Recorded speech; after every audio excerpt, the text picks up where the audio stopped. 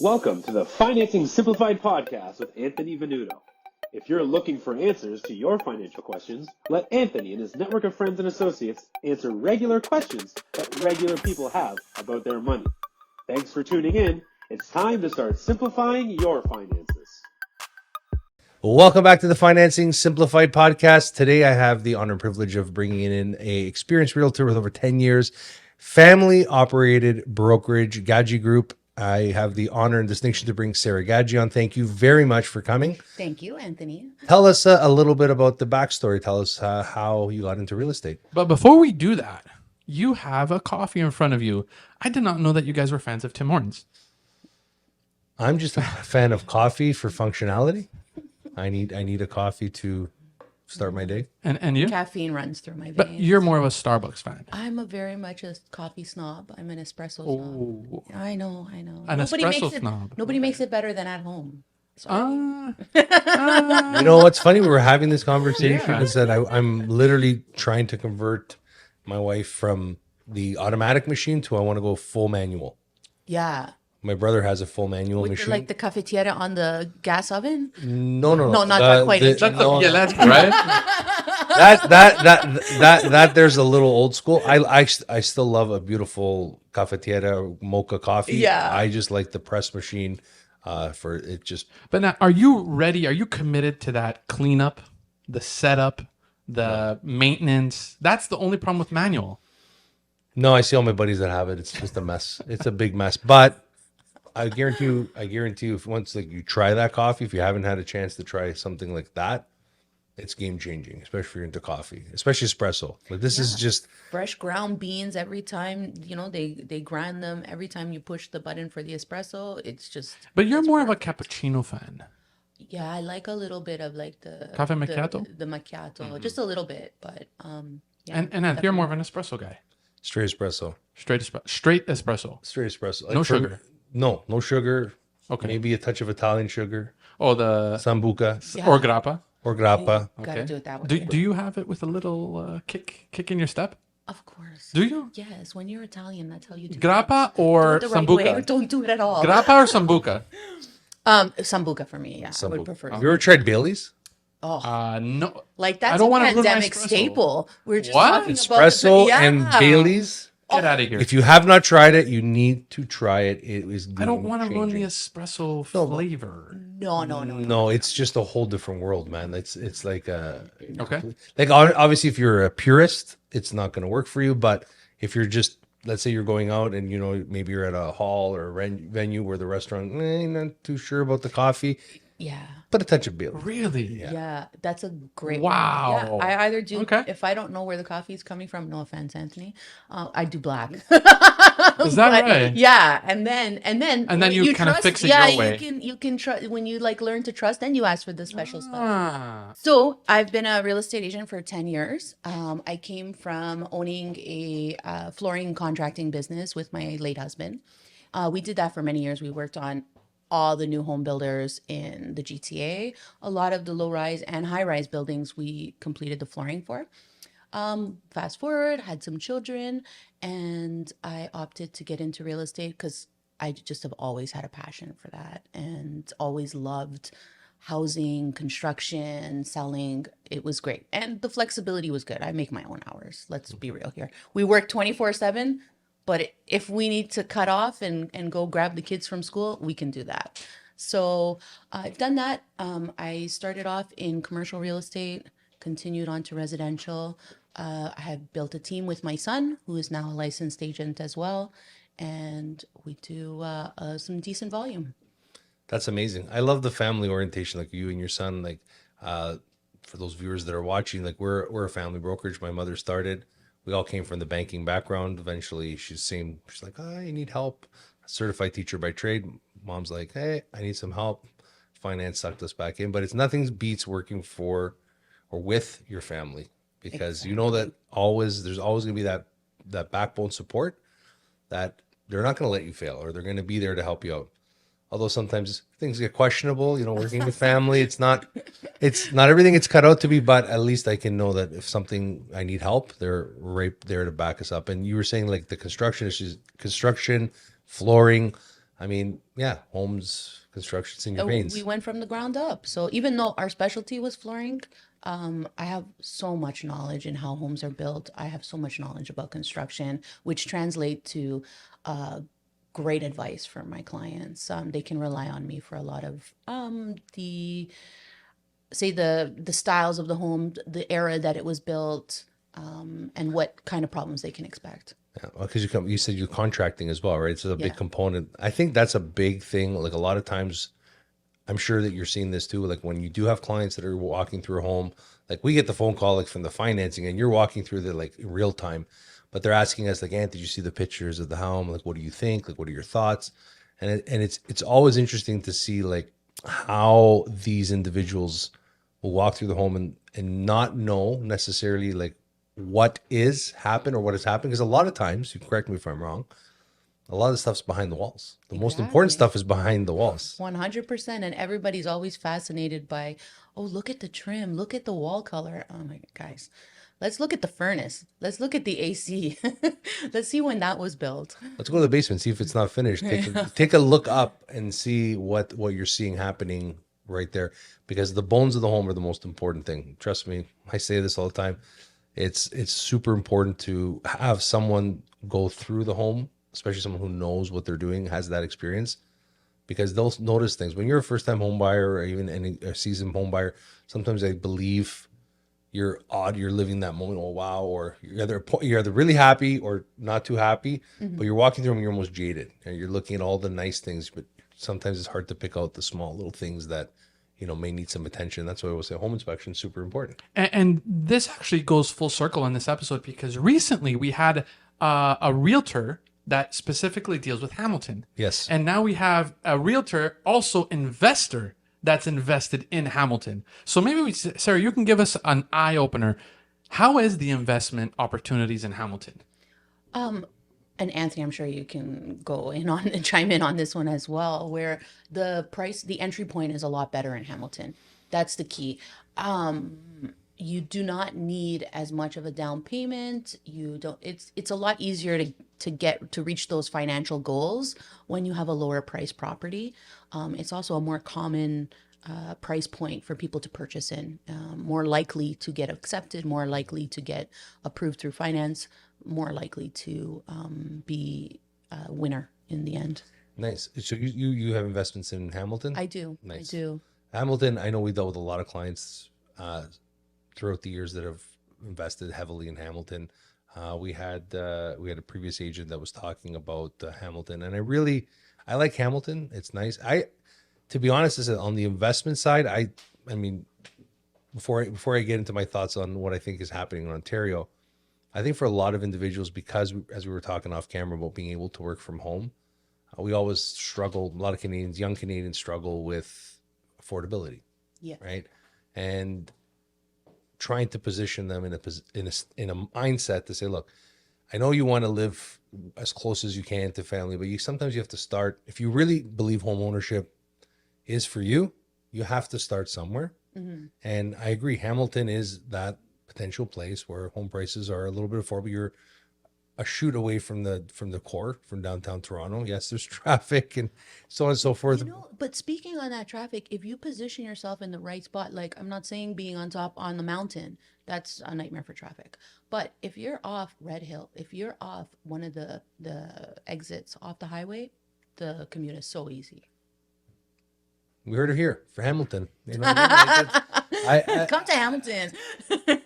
I look at everything across the board and I say, like, two clients, a lot of people nowadays, I mean, I feel like the condo market is dead.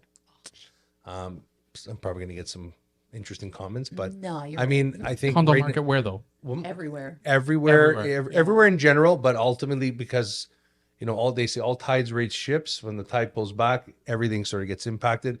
If you're buying, what I've noticed from our experience, if you're buying something that's a reasonable square footage, then you're okay because it's livable. But for the longest time, all these developers and builders in downtown Toronto in the core were only building units designed and geared to investors.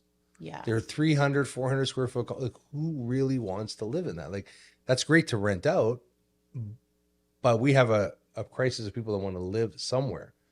and they were spending, I heard, like, we would get some appraisals back. I'm like, these people bought, and I'm like, 12, 14, $1,500 a square foot. I'm like, I'm like, Insanity. and now they're not coming in, right? The price, the values, they're not coming in. So because the most comparable unit just down the street from there is way less. Exactly. And, sorry, just on one thing I wanted to say about Hamilton was, and just investment in Ontario, I feel like because of the environment right now, a lot of the clients that we worked with, our investor pool, they've pulled back. It's like dormant. It's like crickets, Yeah. right? And especially in Ontario, not to say they haven't diverted to Florida, like ourselves, we picked up and moved a lot of our investment to Calgary Nice. because I feel like the price point there, it's a booming market. So it's like looking at those price points. So now that we've established that condos is a bad idea, when it comes to It's not exactly a bad idea. it's not ideal if you're an investor. Maybe No, a first time yeah. home buyer, maybe. Exactly. There's good opportunities in condos right now because of the pricing. Because as Anthony mentioned before, what stays down is going to eventually go back up, and vice versa. There's tides, and But right now the thing condos is, are down. So condos, correct me if I'm wrong, can range anywhere from 7 to 900 Square feet? No, price. Oh, yes. Okay, And potentially lower depending where you're looking. correct. Can't you get a townhome for roughly around the same price? Yes and no. Maybe You Hamilton. can get a detached home in Hamilton that's recently renovated. for Really? around that price. And this is what this is the conversation. This is the conversation that we're having with a lot of our clients. Because I've noticed our clientele basis has changed. A lot of individuals right now, they're looking at their price point saying, okay, the condo market's a little bit a little soft. Can I grow into that condo? Right? Can I actually buy that condo and start a family in that square footage? If you're a bachelor and you have money in hand and you're qualified and ready to go to buy and you love the condo lifestyle, there's no opportunity like the present right now to Right. go out there and you have the pick of the litter when it comes to finding your location with potentially sellers that are, I don't want to say desperate, but it's really interesting that you brought that up, the payment, because most Canadians buy the payment, right? They're always buying the payment. And right now, when we think about the person that's going out there qualified, they're looking at that and they're saying, okay, I can't afford that a month. What I'm trying to get at is when the home prices come down, like they've come down a little bit, and the interest rates may stay elevated, we always say, like, you have to look at that cost benefit in the sense of how long would it take you to save $100,000, Exact analogy that I used. The exact one. right? And versus the payment, because we always say you marry the price of the home, you date the rate, because the rate here in Canada does change. We don't know what's going to happen. Well, your relationship with the rate is at max 5 years. That's Generally, all here you in get Canada. in Canada. 5 years. We're not like in the US where it's like 15 or 30 years. You're Exactly. tied to it for 5 years, which I think maybe that's going to change in the next little while. We'll see what happens if we adopt more of a longer term strategy here in Canada. We'll see. But I think we were talking about renters, right? We were Correct. So in my opinion, see, I'm just a buyer and a seller. You guys are the professionals. I feel that we don't no longer have an option to buy because A, we're not going to qualify. B, not one millennial, Generation Z, X, and all the other generations can even afford the down payment. So it's a renter's world. Now, if it's a renter's world, pre-construction is dead. Right? Pre-construction is dead. So do you deal with any pre-construction actually? I do. All right. So what are you seeing in the pre-construction world and how do you feel about the renter's world? Pre-construction, there's opportunities. I look at opportunities for an overall. So right now there's opportunities because people are fighting for your business. If people are fighting for your business, you're in the seat of power and you can dictate where your money goes and you have a greater pull. When everybody here has that mentality of, oh, there's lineups for this builder, there must be something special, I got to get in on it. In Canada, we're afraid to be the first ones. We have to go with the flow. First one's for what? For example, in the US, they're more of an innovative nation where they want to be the first to experience something. They want to be the first to have it, the first to exploit it. adopt it, yeah. Yeah. We and Canadians are very much more reserved and more conservative in that we want to see it proven first. We don't buy into something brand new Some of us do. That's not the general rule, but overall, I feel that when you're in a position of power, you can call the shots. So look for those opportunities. So are you more getting offers, deals, and propositions and proposals for new construction? And are you getting more mortgage deals for new construction? It's a mixed bag because there's a lot of people that are. It's a mixed bag because a lot of people are closing on some of their pre-existing condos or homes. So yeah, it's a mixed bag. But when it comes to the construction world, I mean, you're right. Canada, U.S. economy, completely different. U.S. I believe is very business entrepreneurial spirited. They were completely different when it came to real estate investing. I don't think it was. Most people were like, I'm going to just open up a laundromat or buy a car wash or do something to generate business. Here in Canada, it was like, I work for a company, I work for the government. I'm going to just go buy an investment property because I want to subsidize my retirement. It was, I think, a different mindset. Could be right, could be wrong, but I've talked to a lot of people. It's only happened over the last little while in the US, where in Canada, it's been like in this ongoing thing. With that being said, the construction industry in Canada was generally almost like a proven moneymaker. You bought something on paper. When it closed, values had gone up, right? So it was this, if I buy pre-construction, I'm going to make money. I purchased 3 homes. All 3 of them were pre-construction, right? And they've always performed. So that's not going to change. I don't think the narrative will change on that. No, it could. Absolutely. No, it right now, as I said, depending when you bought that home, if you bought it at the peak of the market and the builder was charging top dollar per square foot, then you might have some issues with closing. It just means you have to hold it a little longer. Or remember, real estate is not one of those. It's not a stock. It's not a position where you're in a portfolio where, you're buying and selling at the drop of a hat. Like your house, the house is down 20 grand. I'm going to sell. No, you're not going to do that to your primary residence, right? You're going to hold it generally longer. Like any investment psychology, the longer you hold something for, the less risk adverse you are to it. You hold something for 10 years, chances are you'll break even. What's your take on all this, Sarah? On the pre-construction. Correct. So for me, I definitely see more resale. Definitely. The pre-construction was, over the years, it's really tailed off. Some people are still interested in it, but I feel, again, it's tailed off. More people just want an instant cash flow property or an instant opportunity to flip a property.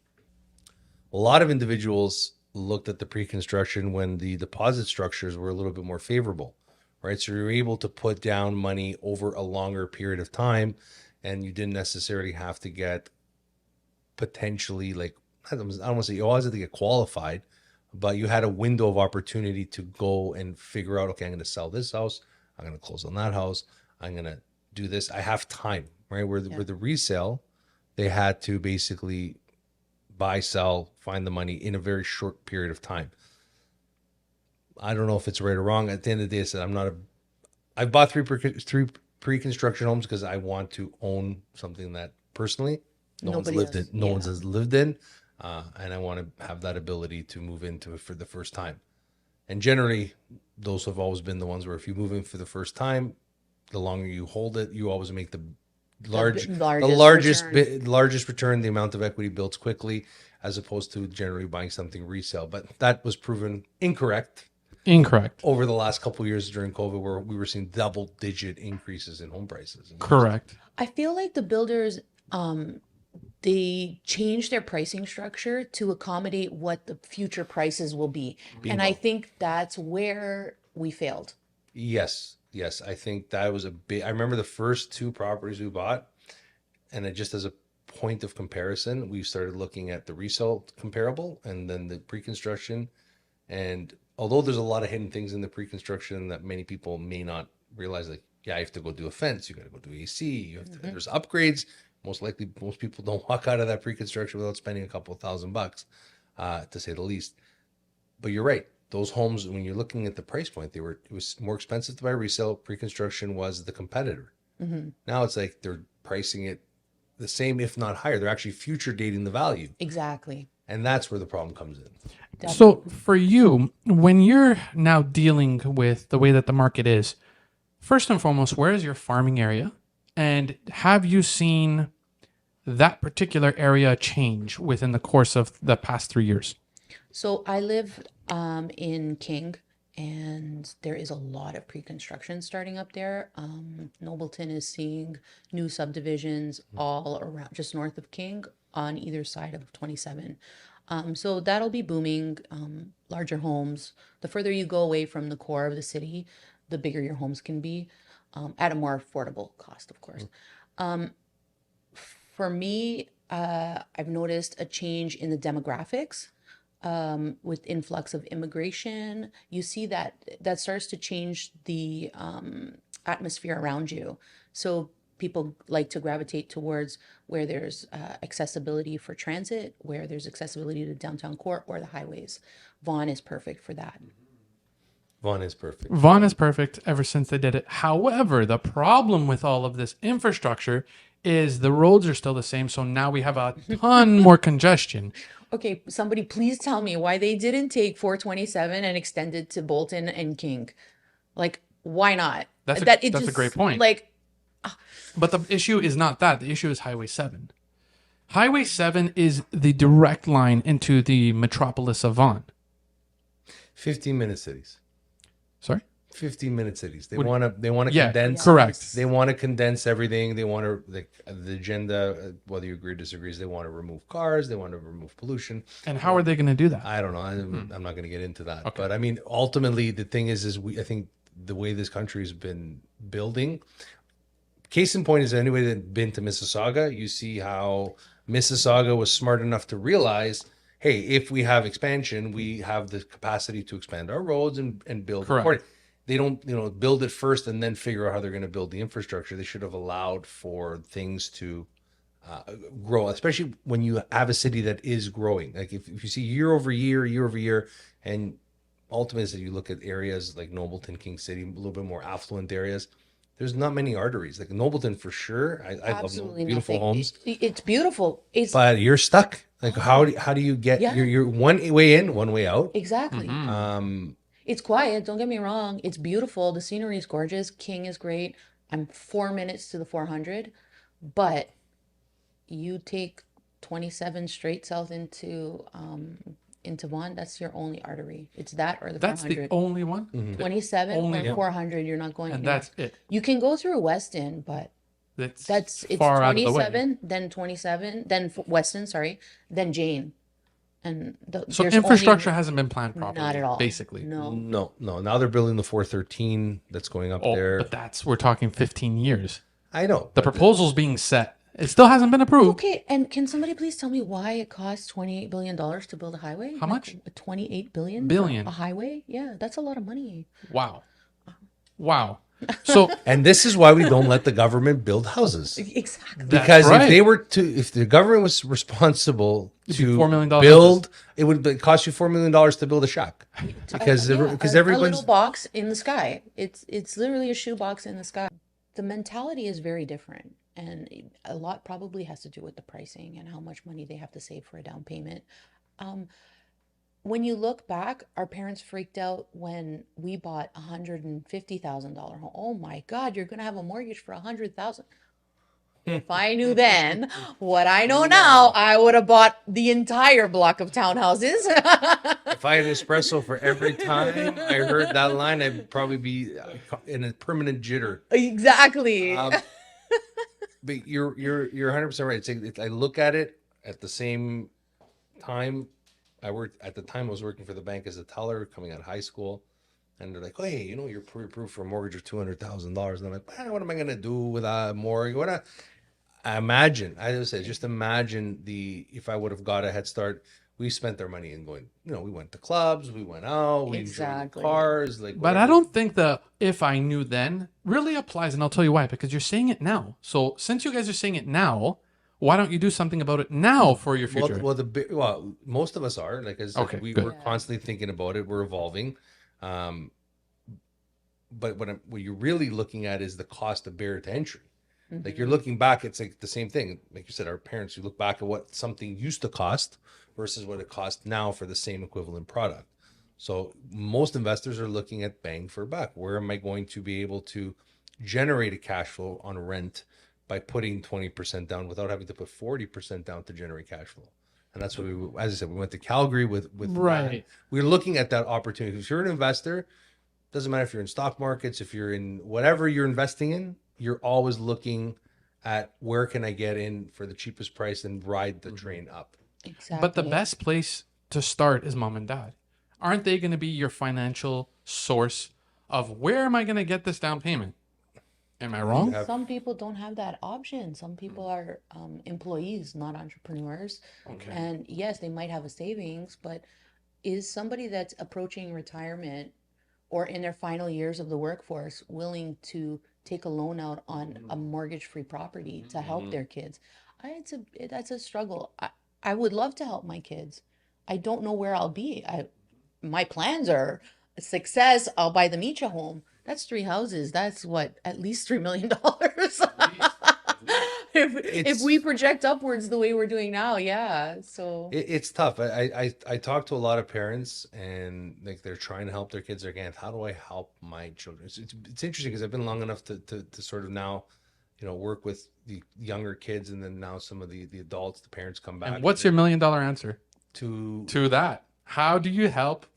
How do I help my kids? how much are you willing to help? That's the question you should That's get. the first How much question. are you willing to help? Like, what are we talking about here? Like, Refinancing a mortgage. That's well, essentially there's it. options. They can, like I said, there's options. I'm not saying that they're the right option. Someone's going to be sitting there going, "Wow, I never do that." I'm like, well, that's fine. Some people will never do that. Some people we work with, I have lots of clients that are super wealthy. Mhm. They won't give $1 to their kids.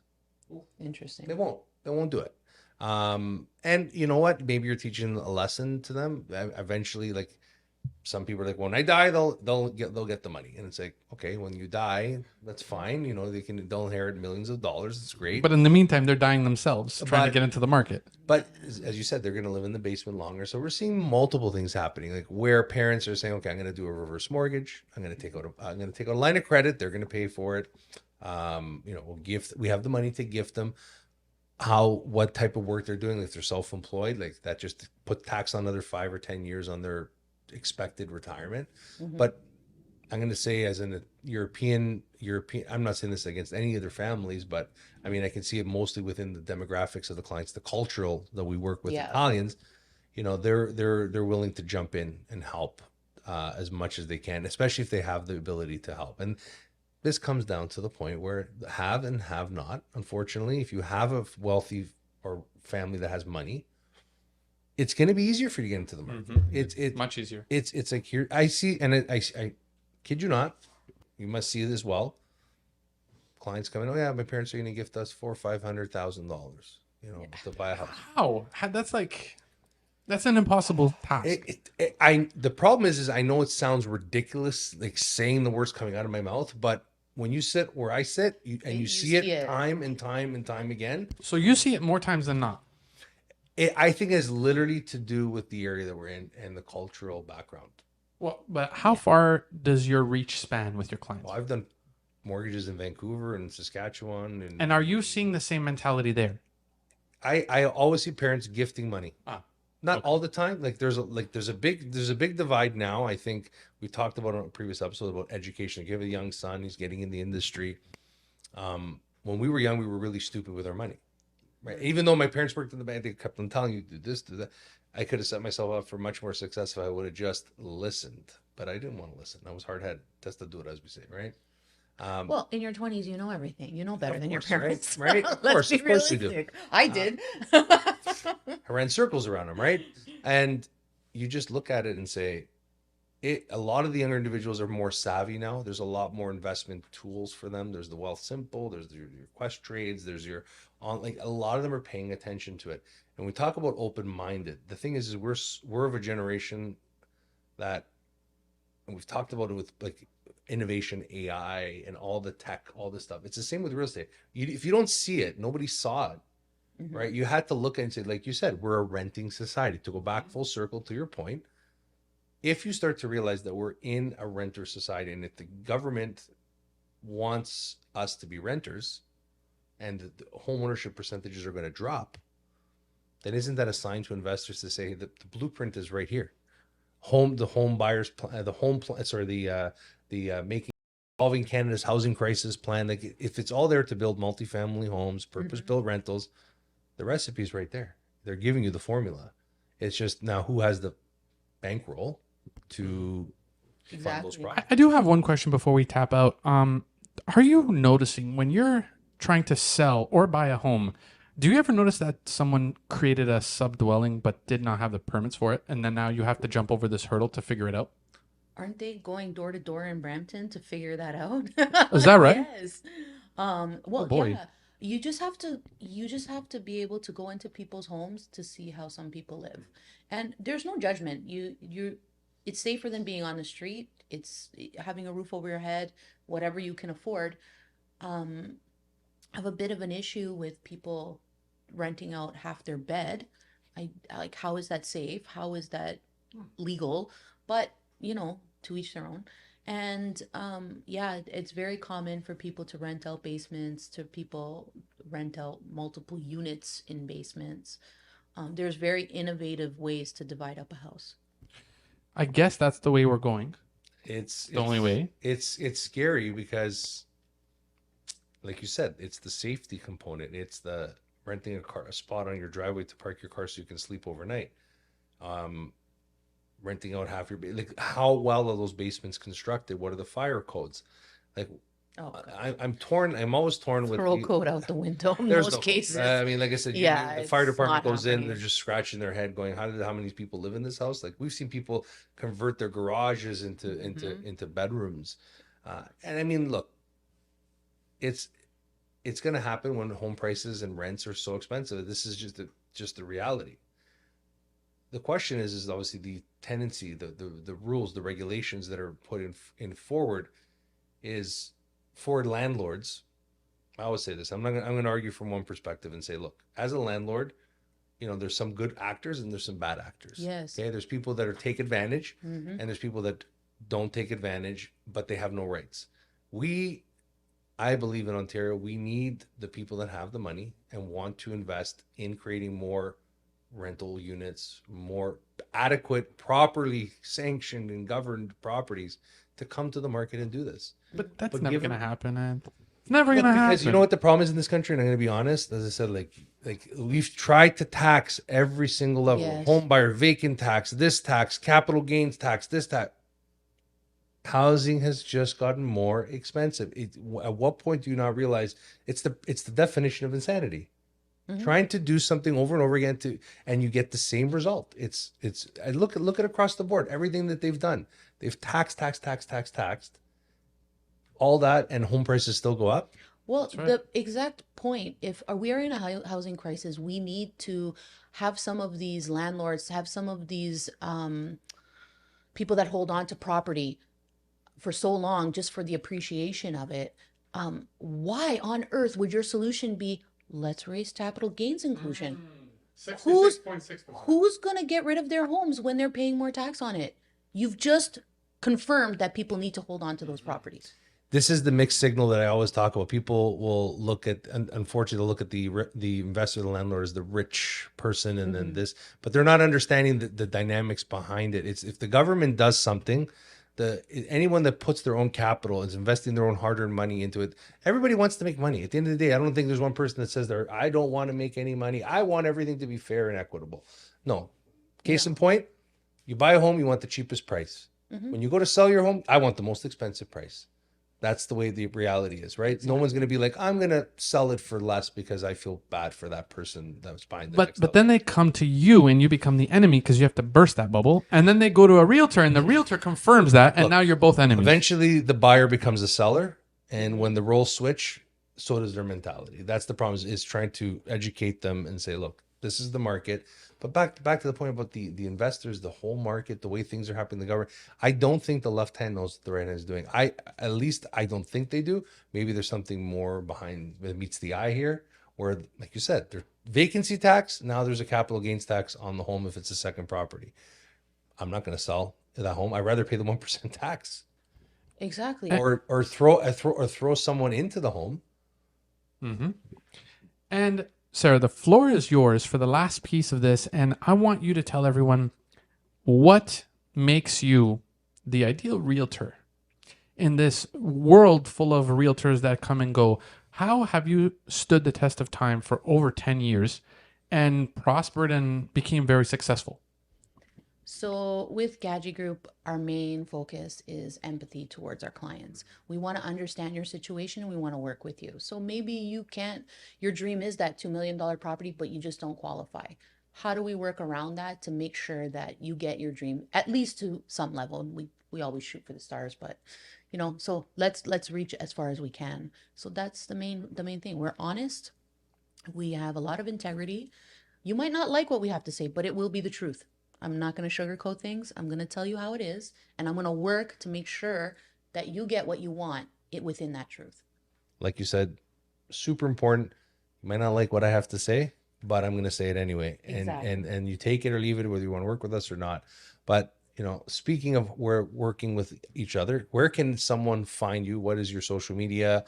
Let us know some of your social media platforms. You go on Instagram. Absolutely. We're on Instagram, we're on Facebook, we're on TikTok, we're on LinkedIn. So me personally at Sara A. Gaggi on Instagram and or at Gaggi Group for the team. Awesome. And you know where you can find us. We're on YouTube, on Instagram at Avenuto or at In Touch Mortgages. And if you have any questions, you can leave them in the comment section below, as well as don't forget, we'll have your contact, my contact information down there. But we'll see you next time. See you next time.